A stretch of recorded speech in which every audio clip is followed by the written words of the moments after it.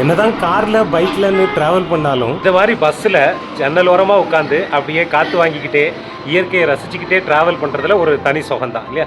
அந்த மாதிரி பஸ்ஸில் போயிட்டு இருக்கும்போது டிக்கெட் எடுக்கிறப்ப கண்டக்டர் சம்டைம்ஸ் வந்து ஒரு 2 ரூபா அல்லது 1 ரூபா வந்து சேஞ்ச் இல்லை அப்புறமா தரேன் அப்படின்னு சொல்லியிருப்பாரு. ஒருவேளை கண்டக்டர் மறந்துடுவாரோ இறங்கும்போது தரமாட்டாரோ அப்படின்னு அந்த சில்லறை காசு 2 ரூபா 1 ரூபாவை நினச்சிக்கிட்டே அந்த பஸ் ட்ராவலில் கிடைக்கிற என்ஜாய்மெண்ட்டை வந்து நம்ம அப்படியே மிஸ் பண்ணிடுவோம். அதே மாதிரி தாங்க வாழ்க்கையிலையும் ஒரு சில சில்லற பசங்களையும் அவங்க பண்ணின சில்லறத்தனமான சில விஷயங்களையும் அப்படியே மனசில் போட்டு புழுங்கிக்கிட்டே நம்மளே வருத்திக்கிட்டே வாழ்க்கையில் கிடைக்கிற என்ஜாய்மெண்ட்ஸையும் நம்ம இதே மாதிரி நிறைய நேரங்களில் மிஸ் பண்ணிட்டு இருந்திருக்கோம். சில்லற பசங்களுக்காக நம்ம ஏன் சின்ன சின்ன சந்தோஷங்களையும் வாழ்க்கையில் உள்ள சின்ன சின்ன என்ஜாய்மெண்ட்ஸையும் மிஸ் பண்ணணும்?